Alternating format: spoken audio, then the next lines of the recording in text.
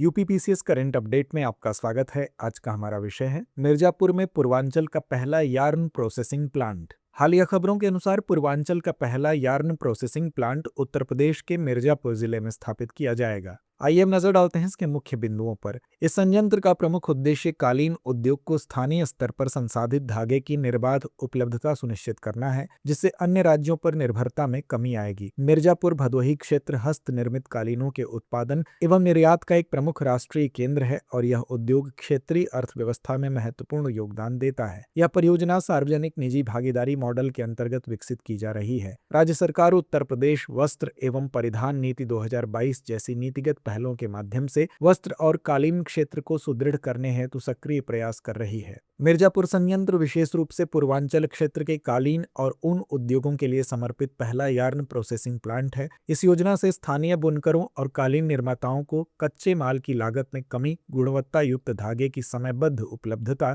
तथा उत्पादन क्षमता में वृद्धि का प्रत्यक्ष लाभ होगा। आइए अब जानते हैं सार्वजनिक निजी भागीदारी के विषय में। पीपीपी योजना सरकार और निजी क्षेत्र के बीच एक लंबी अवधि का समझौता होता है, जिसमें ढांचागत सेवाएं शुल्क लेकर प्रदान की जाती हैं। पीपीपी मॉडल के तहत दोनों पक्ष एक स्पेशल पर्पज व्हीकल यानी एसपीवी गठित करते हैं, जो परियोजना को लागू करने का कार्य करता है।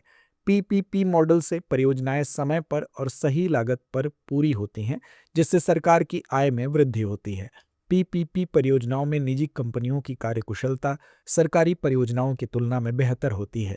पीपीपी परियोजनाओं में निजी वित्तीय संसाधनों का उपयोग होता है, जिससे सार्वजनिक संसाधनों का उपयोग बचता है और अन्य सरकारी प्राथमिकताओं में लग सकते हैं। हालांकि कुछ विशेषज्ञों के अनुसार पीपीपी परियोजनाओं में दोषपूर्ण रिस्क शेयरिंग और वित्तीय अस्थिरता जैसी समस्याएं हो सकती हैं। तो आइए अंत में नोट करते हैं आज का अभ्यास प्रश्न।